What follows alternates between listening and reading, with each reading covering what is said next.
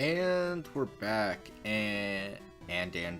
but we are pretty much on the cusp of finishing everything we need to get to Lavender Town, though we won't be doing much there because we have a daily event. Not really a daily event, but a decent bit. We have to go do S.S Aqua, which is just terrible. And because of where I'm at, I have to go to Indigo Plateau, go through a bunch of routes, which I will probably cut out because it's long, or I might show you just to show you how stupid it is, or something along those lines. I'm not sure.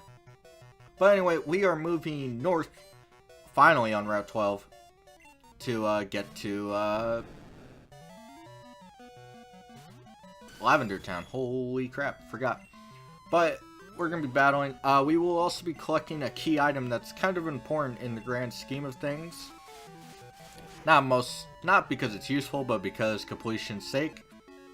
That's the Super Rod. The Super Rod is the upgrade of the Good Rod, and it's probably your only way of really finding some Pokemon that are just insanely rare. One of those off the top of my head is Quillfish. I think it raises a 1% chance to a 10%, so it's a lot better than if you were trying to find it earlier. But in other news, once we get to Lavender Town, we will have to kind of stop our little adventure, go do S.S Aqua, and then we can finally come back and do what we've been needing to do. It's been a long time of just going, we'll get to Lavender Town, we'll get to Lavender Town, we'll get to Lavender Town. And unlike in the Rock Tunnel, where that was the only thing in the way, there were several things in the way for Lavender Town. But it'll be done, and that's actually going to be probably the longest route clearing adventure besides maybe Cinnabar's area. But here's the Super Rod. It's not overly useful at this point. There's no exclusive Pokemon that could be found with it. It just makes like swarm Pokemon pretty much easier to get. I know Corsola and Chinchou are easier at this point, but if you didn't get them already, you're not going to get them now, so it's not really worth mentioning. Route 12, north to Lavender Town, thank you. But if we go this way, Route 11. Now, I'm going to fight this guy, and I'm going to go back, and the reason I'm doing that is I want to remind myself that I did end up going this way to get Route 11. And the reason I'm doing that is personal preference. It literally has nothing else to do with anything. Reflect. Interesting. I guess I could talk about the fishing mechanic in Generation 2 versus 1, and that is there's no change. Now, what is interesting though is that they will end up changing it in Generation 3. This is actually pretty crappy, but what they end up changing is they kind of make a little mini game out of it, which is really annoying and I hate it, but you know what, it doesn't make it a free fishing spree, I guess. I don't know. It wasn't like fishing was abusable. I don't really understand why they made it into a mini game. Maybe they thought it was cool, but whatever. They make it into a little button press mini game, and the more important part is that you could actually fish while surfing, which is impossible to do in Generation 1 and 2. Mostly because when you surf, you are actually changed into a Pokemon sprite, which wouldn't make sense to see a fishing pole come out of that, so it makes sense that you're not able to fish. But what this does bring up is Route 4. Route 4 we haven't seen yet. I will show you once we get there. But there are Pokemon programmed, that was a hard word to say apparently, Pokemon programmed to be fished up. But in Generation 1, it is impossible to fish on Route 4 because it's the very end of the route and you can't get to a ledge from it. It's impossible. And Generation 2, I believe they actually cut out the water and it's a shorter route, so technically you can't fish there either, but we'll check it out. I don't remember if the water's still there. I just know in Generation 1 it was impossible to fish there because you can't fish while surfing. Also, to point out something that not a lot of people notice in Generation 3 is, well, Generation 3 and so on and so forth, is sticky hold and suction cups makes fishing easier, which is something that's not really said. Even though sticky hold's kind of a garbage ability along with suction cups, though suction cups is a little better. It works for Cradley, which Cradley is really good. I feel like if Cradley was put into the second generation, it probably would have done insanely well. I don't have Jinx with me. Oh well, or Will Earthquake. I wonder how well it would have done. Let's see. Grass Rock, Snorlax resistant. Yeah, it would have been pretty strong. Doesn't get hit by Earthquake. Neutral damage. What else does Snorlax do? It could probably out-curse everyone, yeah. You know what? Cradley would have been broken. I'm gonna stand by that. I want to see Cradley in Generation 2. Because in Generation 3, like, don't get me wrong, it's really tanky and all that, but overall it's just... it's not as good as it probably could have been. Though that is merely speculation. I have no idea. Martin. I'm pretty sure this guy will give you his phone number. I'm not going to check because I don't think he does anything, but I'm just letting you know. Roar Beam. Bubble Beam.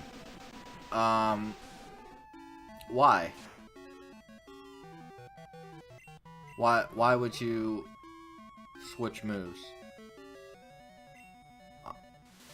I'm confused. They have the same accurate... What? You get stabbed on Bubble Beam. Wouldn't you just... What? AI, please help me here. Remoraid. Awesome. Another one to kill. Now, don't miss. But when it comes to fishing, is useless... Or, the Super Rod, more likely, is kind of useless in, Crystal. Well, Generation 2 in general. It kind of sucks, actually, because it's supposed to be a very good rod, but it's not very good. Oh. There's no item here, so let's move on. I bet there's a hidden item, but I don't want to check.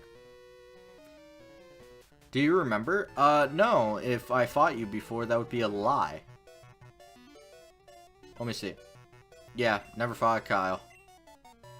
I think we might have fought, like, a cool trainer named Kyle, but even then. I don't know. So, Lavender Town is, you know, kind of a creepypasta area. It's filled with rumors and, other scary stories. You know, people like to have fun with it. To me, it's not very interesting. But what makes Lavender Town interesting to me is what they do to the cemetery in this game. So, the cemetery has been removed. Yeah, it's impressive that not only did they manage to make a multi-story cemetery, they also managed to remove it and replace it with another radio tower that we'll see later. So it's very impressive. I don't know how they decided, man, all this hard work in making each floor thick enough to hold a body, let's just move all that. It's just amazing to me. So here we are, finally. So there's a bunch of stuff we can do here. We can end up going north to Route 10 and all that. But we can also go this way. But more importantly, we made it the long way. And the reason I went the long way is I wanted to get all those routes out of the way. Now, I'm going to heal. And we're going to ignore Lavender Town as a whole. And I'm going to have to cut to it. But I will be heading back to Olivine City to go on the S.S Aqua for the last time. Which, praise the Lord, because that's really annoying to go through.